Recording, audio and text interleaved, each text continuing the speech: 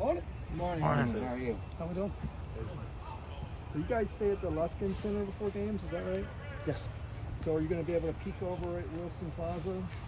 I don't know if you before can you see leave? from there. Well, maybe take a little stroll over there. No.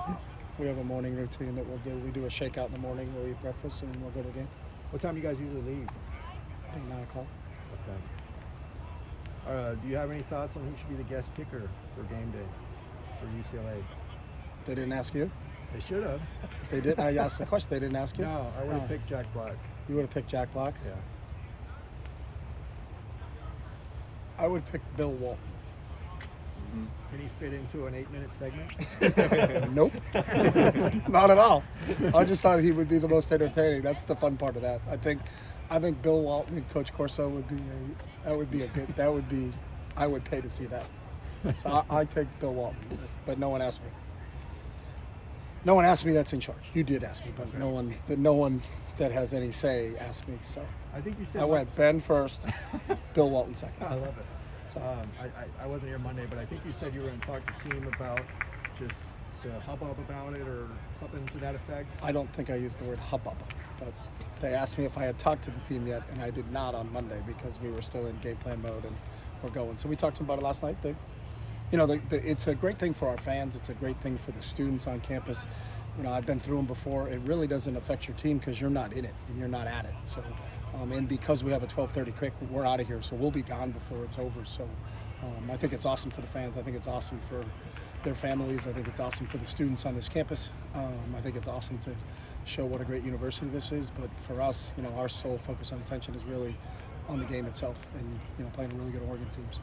How has Kyle Phillips looked during practice this week? Good. And still available? Still available. Okay, good. Today's Wednesday.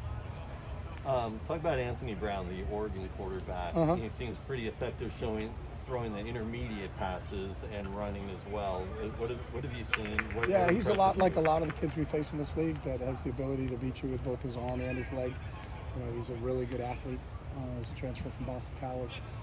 Joe Morgan does a really nice job with him and putting him in that scheme. So you got to worry about him not only throwing the football, but you got to worry about him pulling it down and tucking it with him. And then sometimes they have design runs. In a critical situation in the Fresno game, fourth down call, they called speed option, put the ball in his hands. So he made a huge play in that game for him. So I know they have a lot of confidence in him, and we've got to be aware of making sure we're really sound in our rush lanes against him because he is a kid that can escape and cause some problems with his legs. There's been a lot of talk about Thibodeau, but Noah Sewell is turning out to be a pretty impressive linebacker. What have you seen from him? Noah's a really good player. He's very good at keying and diagnosing plays. He seems like he's a real instinctual player. He's a tough, hard-nosed tackler. But you're 100% right. He's a really good football player. You guys, I don't know if you saw this, but if you win, you get another day game against Utah. Is that just another thing to? Yeah, we were going to lose, and then we found out we could play at 12:30, and so now we're going to win. Yeah. So no, I mean, that's TBU. It's true, but it's useless. So that's nothing we'll talk to our team about. That hey, if we win this game, that gives you this. Again, we don't play football for what we get. We play football for what we become, and we're excited about the challenge of playing Oregon. And whether that means we play at 12 the next week or 10 o'clock the next week, that doesn't factor into anything that we're talking about or doing. It is true, but it's useless in terms of motivation or anything from that standpoint. So. What have you seen from Antonio Maffi? You cycle in a lot of the guys, but what does he bring to the offensive line? Yeah, Neo's obviously made the transition from the defensive line to the O-line. He started it last year. There's so many nuances and keys to that position. The one thing with Neo that's awesome is he gets better each week. He keeps growing from the experiences that he has. We really feel like he's a starter. We just have some depth in the offensive line that we have more than 5 starters in the O-line, and those guys rotate through. And he's been a real help for us as an inside force, and that's part of what we have a little bit of depth there, and we will use that depth because that's a tough position and it takes a big toll on you. So the fact that we can rotate him in, with John and with Paulie is huge for us right now. I know you said you don't like to use the transitive property when looking at who's beat who and who you're going up against, but they've played Fresno State and Stanford. How helpful is it to see film of them against teams you've already played? I mean, that's helpful because you understand what that player is like. So that's not the transitive property. That's just, you get a better. You're comparing something that you've seen in person. I think sometimes the tape is, you can't actually tell some things on some kids, but you can come out of the Stanford game and say, hey, that kid's 6. Who's a big, strong, physical wideout, can really run. You watched him catch almost a hitch route against us and split our defense and run down the middle of the field. So how do their corners match up against them? So you can kind of get an idea of speed, because if you really understand the speed of the team that you faced already, then you see that against them. That's a good question because that's helpful. That part of it is helpful. It's not who beat who and how it did it, but you know how fast or strong. If you see a kid get thrown to the ground and you're like, well, that kid just got thrown to the ground. Maybe he doesn't have great pillar strength. Well, we played against that kid. That kid's really strong. He threw our guys to the ground. So you can kind of get a better feel just because you did it. So that's a good question. The other day, Mario Cristobal said one of the things that concerns him most about your team is the offensive physicality, is the way he put it, especially in the run game. Are you pleased with where the team is with regards to its physical ability? Yeah, I mean, I think the best way to say it is we're pleased, but we're never satisfied. We always can be better. I think we can coach it better, we can execute it better, and that's what the growth is. I think teams that are doing it the right way continue to get better as the season goes along. As long as your depth can stay there. Sometimes there's a drop off because of injury, but part of our identity is that we have to run the football, to be successful, and that's part of what we do. We've got 2 really good backs that kind of set the tone for that standpoint.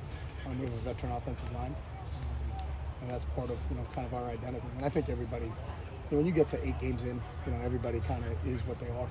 You know what type of team each team is that you're playing, and your job is to try to defeat their strength, and exploit their weaknesses. And it's the same thing for them that we have to prepare for. So with regards to the running game, he pointed out specifically, Britton and Zach said he's going to have to make sure that they have plenty of defenders on the ball immediately because those guys are so good at yards after contact that you can't bring them down with just one guy. That seems to be what they've been all season, right? Yeah, those are 2 tough, hard-nosed physical runners.